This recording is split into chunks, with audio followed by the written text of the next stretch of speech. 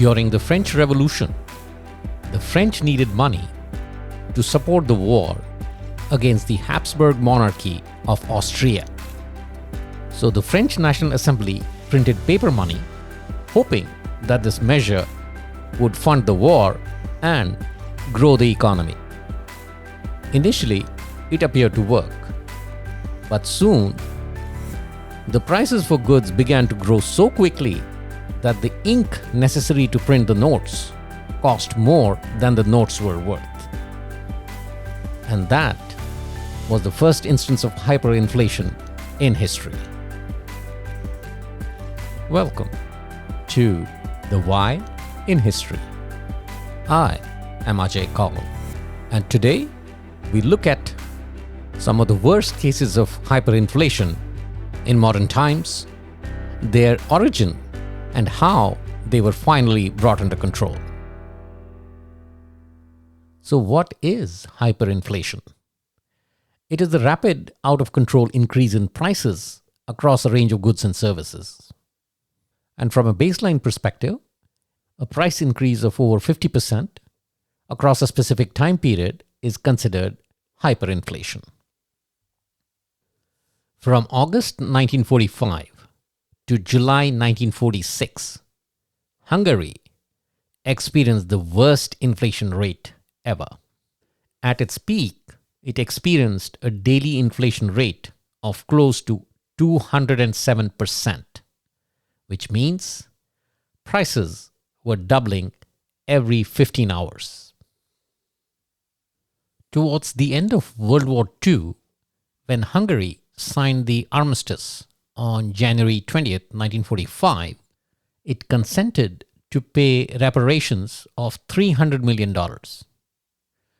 For the first reparations year, which was ending on January 20, 1946, Hungary was obligated to furnish to the Soviet Union $33 million in goods, exclusive of any shipment and preparation costs. And failure to pay would lead to an interest penalty of 5% per month. In addition, Hungary was required to pay the full cost of the Soviet army transitioning through Hungary to and from Germany.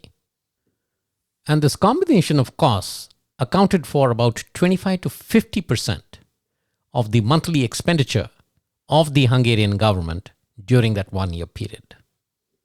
And based on the status of the economy, only about 10% of the expenditures could be covered by the revenue, which means Hungary had to find alternate sources to fund these reparation expenditures. And not just the expenditures. The Soviet Union was doing to Hungary what it would later do to Germany. That is, dismantle the industrial infrastructure and use it to rebuild its own. So Hungary was being hit simultaneously on two fronts. One, it had to pay the reparations, and second, it needed to rebuild its industrial economy. So to accomplish all that, the government asked the central bank to print more money. And not just more money, but large denominations of the money. And these vast amounts of money in circulation triggered inflation. But the interesting thing here to note is that the government was aware that this would trigger inflation. But they did not have any option, and they felt that inflation may be a good thing because they were looking to invest in infrastructure. And the inflation soon spiraled into hyperinflation. And to bring the hyperinflation under control, the government proposed a very novel idea, an inflation tax. So the money would be devalued by 75% to control its value in the market. So literally, stamps were placed on the currency notes in circulation to indicate that the value of that currency note was a mere 25% of its face value. By May of 1946, very few businesses had any faith in the currency, so the government was finding it difficult to even collect tax payments. So a new currency called the tax pengo was introduced. Now, pengo was the regular currency of Hungary during this period. So a new currency was introduced, which is more like an index to the inflation. This was called the tax pengo, which could be purchased to meet the tax obligations of individuals or businesses. But again, this did not help much either. And as the value of money reached rock bottom, people started exchanging and trading in actual physical goods. So companies started paying their employees in the physical goods that they were manufacturing. So potatoes, textiles became the legal mode of exchange. Yes, with Hungary breaking all barriers of hyperinflation, it switched to the good old barter system. So how did Hungary finally manage to stabilize the monetary system? Well, several reforms were implemented, starting with the introduction of a new currency called the forint, which was to replace the pengo, which had badly depreciated. The regular pengo was exchanged for the florent at a rate of 400 octillion to 1. Wait, how much is an octillion? Well, to give you an idea, a billion has 9 zeros after 1. An octillion has 27. That should give you an idea of how bad the inflation had been in that period. And the florent came with a gold backing, that is, it was to be covered by gold up to 25% of its face value. And within the 6 months after the reform, the gold coverage was increased to about 50%. A big factor in the recovery process, though, was the return of about $32 million in gold reserves of the central bank, which were under US guardianship in Austria. The gold had actually been moved by Hungary to prevent it from falling into the hands of the incoming Soviet forces towards the end of World War II. The gold was returned to Budapest on August 6, 1946. Another 12 million in gold was obtained from domestic sources, putting the total gold reserves to $44 million. And this was equal in value to 517 million forint. And this ended up providing more than 100% coverage to the new forint currency notes issued by the central bank. A previous statute of the central bank was reimposed that prevented the central bank directly or indirectly lending to the government except on deposit of gold or foreign exchange reserves. Several other fiscal and monetary reforms were introduced, but the global community too came to Hungary's aid to ease its burden of expenditures. The amortization schedule for the reparations to the Soviet Union was fixed, but the period of payments was extended from 6 to 8 years. The Hungarian government selected August the 1st, 1946 as the date for stabilization because it corresponded to the time when the summer harvest would be brought to market, which meant that the stabilization program was starting at a point when food availability was not an issue. Overall, the Hungarian stabilization efforts did produce good results, and from August 1 through December 31st, 1946, the cost of living rose only 6%. Between March 2007 and mid-November 2008, Zimbabwe experienced hyperinflation, with the time required for prices to double being a little more than 24 hours. And this was equivalent to a daily inflation rate of 98%. Zimbabwe's economic system had been in trouble for a long time before the hyperinflation set in. In fact, the national annual inflation rate had been a steady 47% in 1998, and the trend continued up to 2007 when the hyperinflation set in. Since gaining independence in 1980, Zimbabwe had followed fairly disciplined economic policies. But all this changed around the last half of 1997 when it started introducing populist measures within its economic policy. In August of 1997, approximately 60,000 war veterans were granted 50,000 Zimbabwean dollars each, which was approximately 3,000 US dollars at the time. And along with this, a monthly pension of approximately 125 US dollars per month was promised outside of the budget. These payouts amounted to about 3% of the GDP at the time and ended up inflating the budget deficit at the end of 1997 by 55%. The World Bank was alarmed and temporarily withdrew a 62.5 million US dollars standing credit line for support for balance of payments within Zimbabwe. The IMF, that is the International Monetary Fund, followed in its footsteps and sent a delegation to Zimbabwe to redraft the new lending program that Zimbabwe was supposed to get support for an additional set of economic reforms. While this was going on, a second populist decision was announced in November of 1997.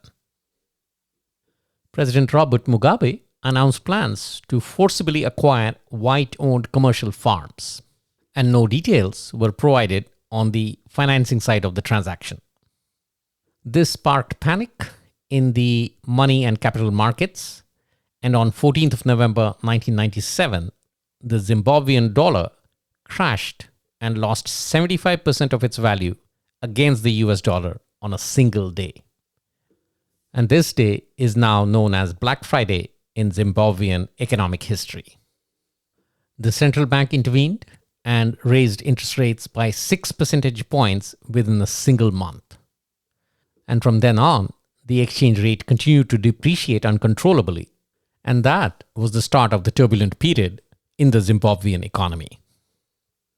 Now, as a result of the upheaval created with respect to farm ownership, the agricultural output started to fall dramatically from a level of about 18% of GDP in 2000 to 14% of GDP in 2002. And the immediate consequence of this was that the government did not have enough money to service its multilateral debt obligations. And in October of 2000, the World Bank suspended any extra lending to Zimbabwe, which ultimately led to the closure of the country's relations with the World Bank. Zimbabwe began to get economically isolated, and this led to a free fall of the currency.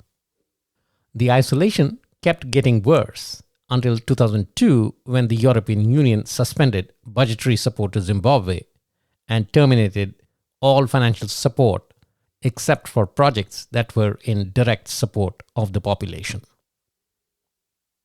Subsequently, in December of 2003, a new governor was appointed to head the central bank. At this point, the annual inflation rate was 263%. He focused on a framework for liquidity management, which meant containing the money supply growth to a level which was consistent with the inflation. The interest rates were increased drastically, and that did help contain the inflation, which decelerated from a peak of 623% in January of 2004 to around 130% by the end of 2004.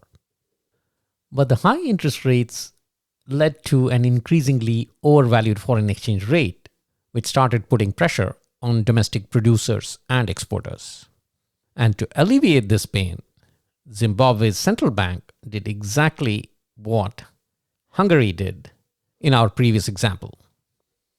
Under the guise of a quasi-fiscal policy, the central bank started pumping money into the economy. And as expected, the inflation now stood at 1,000% annually, and people had to carry large sums of money to conduct simple transactions. Almost like a replica of the Hungary experience, in August of 2006, the Zimbabwean dollar was replaced by a new Zimbabwean dollar, exchanging at a ratio of 1,000 to 1.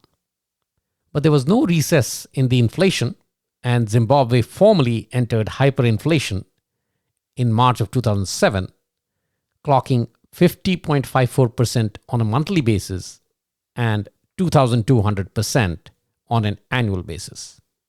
And at its peak, the monthly inflation rate hit 7.96 times 10 to the power of 10%. That's round about 80 billion percent. And as expected, the currency continued to have such a free fall that barter took over cash transactions, just like in Hungary in our previous example. So how did Zimbabwe pull itself out of this crisis? Partly, it was democracy.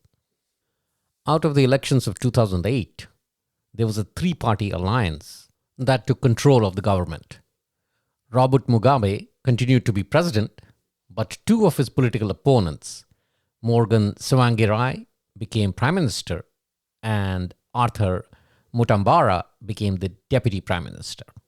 And the new government immediately took steps to control the crisis via its short-term economic recovery program, or STIRP. And very similar to the approach in Hungary, Zimbabwe got rid of its existing currency in favor of the US dollar. And the exchange rate was set at 1 trillion Zimbabwean dollar to the dollar. And on April 12, 2009, the old Zimbabwean dollar was suspended as legal tender. And immediately after the dollarization of the economy, in the following months between January and May of 2009, the inflation dramatically turned negative. Minus 2.3% for January, minus 3.1% for February, and minus 3% for March of 2009. And with a stable currency, the GDP growth also went into positive territory with 3.7% in 2009. While the hyperinflations in Hungary and Zimbabwe could be blamed primarily on poor monetary policies, the hyperinflation in Yugoslavia between April of 1992 and January of 1994 was primarily because of political reasons. In early 1992, Yugoslavia underwent a political and geographic disintegration, and fighting broke out in Croatia and Bosnia-Herzegovina. Because of this, the inter-regional trade was dismantled, which led to declining production in many industries. And this sparked the benchmark 50% hyperinflation rate in the Federal Republic of Yugoslavia, essentially the region of Serbia and Montenegro. And to make matters worse, sanctions were imposed on Yugoslavia on 30th of May 1992 by the United Nations, which ended up imposing a complete international economic embargo on the country on charges of involvement in the war with Bosnia and Herzegovina. And as the hyperinflation surged and the currency went into a free fall, the Federal Republic of Yugoslavia issued a banknote with a record denomination of 500 billion Yugoslav dinars. And while the Yugoslav dinar continued its free fall, an enormous budget deficit was created because the public revenues kept decreasing due to a drop in the tax base because there was very little economic activity. And the only way to finance the budget deficit was the reserve money, which would create more hyperinflationary conditions. So in early 1994, after a record hyperinflation in the preceding 2 years, Yugoslavia finally instituted a program of monetary reconstruction and economic recovery. A team of experts headed by Professor Dragoslav Avramovic, who would later on become the governor of the National Bank of Yugoslavia, prepared the basic outline of this program. The team envisioned a two-pronged approach. The first, which was a short-term one, envisaged a monetary reconstruction and anti-inflationary measures aimed at curbing inflation, which would be within a 6-month term. The second, longer term, was aimed at opening up foreign investment, thereby opening up the Yugoslav economy to the external world, based on the success of the short-term program. And just like in our previous two examples, the monetary reform for the short term was carried out by the introduction of a new dinar with an exchange rate of 1:1 in relation to the Deutschmark. Why the Deutschmark? Because Yugoslavia had enough reserves of the Deutschmark to support the new currency. The old dinar was to be exchanged at a rate of 12 million to 1 to the new dinar. The old dinar was suspended from circulation on 17 January 1994. And during these 6 months, the budget deficit was to be covered by the foreign exchange reserves, while domestic revenues gradually increased due to increased economic activity as a result of the new reforms. The first phase of this program did produce positive results. Hyperinflation was curbed, prices became stable, and inflationary expectations were eliminated. The dinar also recovered its earlier lost value, and interest rates became positive. The exchange rate remained stable, and the foreign exchange reserves continued to rise. Unfortunately, it took some time for the international investments to start coming in, but Yugoslavia was able to hold steady with the short-term internal reforms. In fact, Professor Dragoslav Avramovich is credited a lot with holding firm on his execution strategy and not bowing to pressure to ease the controls. And it is on that positive note that we end this section of the program. On to the quiz section.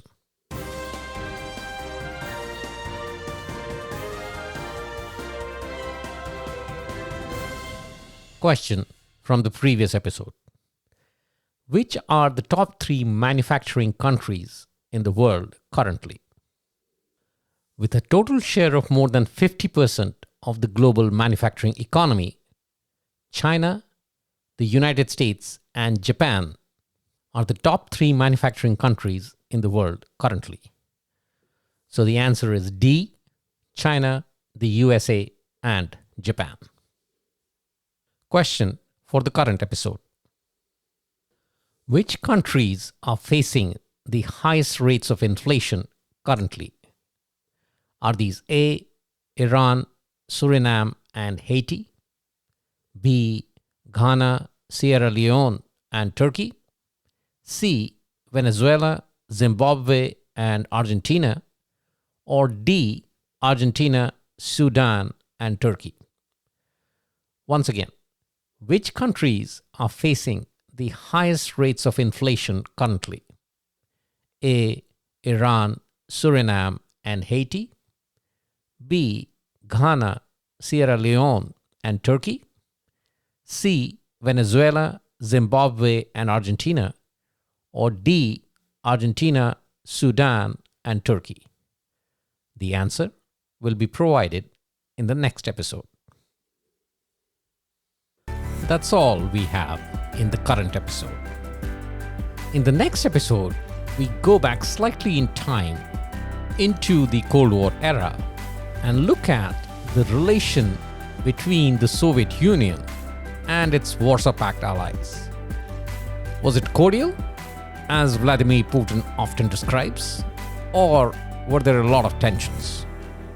And while you gear up for that exciting episode, stay safe and keep looking for the why in history.